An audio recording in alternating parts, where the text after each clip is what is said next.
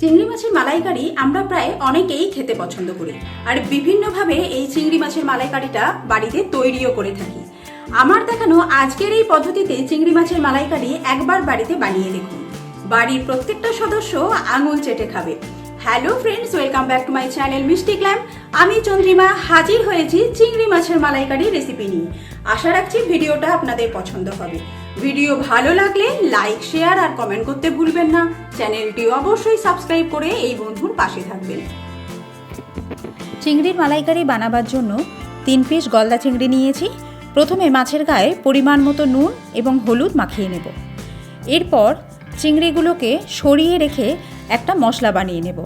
তার জন্য মিক্সিং জারের মধ্যে দিয়ে দেব 1 টিস্পুন মৌরি, 1 টিস্পুন কালো সর্ষে, 8 থেকে 10টা গোটা গোলমরিচ এবং 1 টেবিল স্পুন পোস্ত।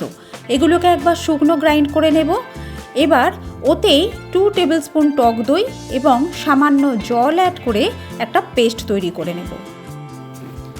এই রান্নাটার জন্য আরও আরেকটি পেস্ট বানিয়ে নিতে হবে আমাদের। তার জন্য মিক্সিং জারের মধ্যে একটা বড় সাইজের পেঁয়াজ, 1/2 ইঞ্চি আদা কুচি, 5 থেকে 6 কোয়া রসুন এবং সাথে 3টে কাঁচা লঙ্কা দিয়ে সামান্য পরিমাণ জল অ্যাড করে একটা মিহি পেস্ট বানিয়ে নেব। চিংড়িগুলোকে ভাজার জন্য কড়াইতে দিয়ে দেব সর্ষের তেল। তেল গরম হয়ে গেলে মাছগুলোকে তেলের মধ্যে ছেড়ে দেব। প্রায় 1 থেকে 1.5 মিনিট সময় নিয়ে চিংড়িগুলো ভেজে নেব।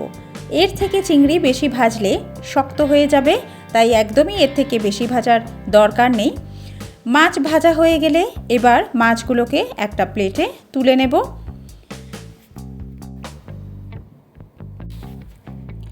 এবার ওই তেলের সাথেই আরও কিছুটা তেল অ্যাড করে দেব। একটা দারচিনি স্টিক এবং 2টো ছোটো এলাচ দিয়ে কিছুক্ষণ নাড়াচাড়া করার পর পেঁয়াজের পেস্টটা তেলের মধ্যে অ্যাড করে নেব। ভালো করে এটাকে নাড়াচাড়া করে নেব যতক্ষণ না পেঁয়াজ, আদা, রসুনের কাঁচা গন্ধটা চলে যায়। এরপর সর্ষে পোস্তর পেস্ট অ্যাড করে দেব এবং মিক্সি ধুয়ে সামান্য পরিমাণ জল অ্যাড করে দেব। সেই সাথে দিয়ে দেব পরিমাণ মতো নুন, হলুদ এবং 1 টিস্পুন কাশ্মীরি লঙ্কার গুঁড়ো। ভালো করে মশলাটাকে কষিয়ে নিতে হবে যতক্ষণ না মশলা থেকে সুন্দরভাবে তেল ছেড়ে আসে। মশলা থেকে কষাতে কষাতে যখন সুন্দর তেল ছেড়ে আসবে তখন অ্যাড করে দেব 2 কাপ নারকেলের দুধ এবং সাথে 1/2 কাপ জল। দুধ এবং জলটা অ্যাড করার পর পরিমাণ মতো নুন দিয়ে দেব। প্রথমেও নুনের ব্যবহার করেছি, বাকি নুনটা সেই বুঝে দিতে হবে। এরপর অ্যাড করে দেব 1 টিস্পুন চিনি। সমস্ত কিছু ভালোভাবে মিশিয়ে নেবার পর ভেজে রাখা চিংড়ি অ্যাড করে দেব। চিংড়িটা দেবার পর চাপা দিয়ে কিছুক্ষণ রান্না করে নেব। নামাবার আগে 1/2 টিস্পুন গরম মশলা এবং 1 টিস্পুন ঘি দিয়ে নামিয়ে নেব। তৈরি হয়ে গেছে দারুণ স্বাদের চিংড়ি মাছের মালাইকারি।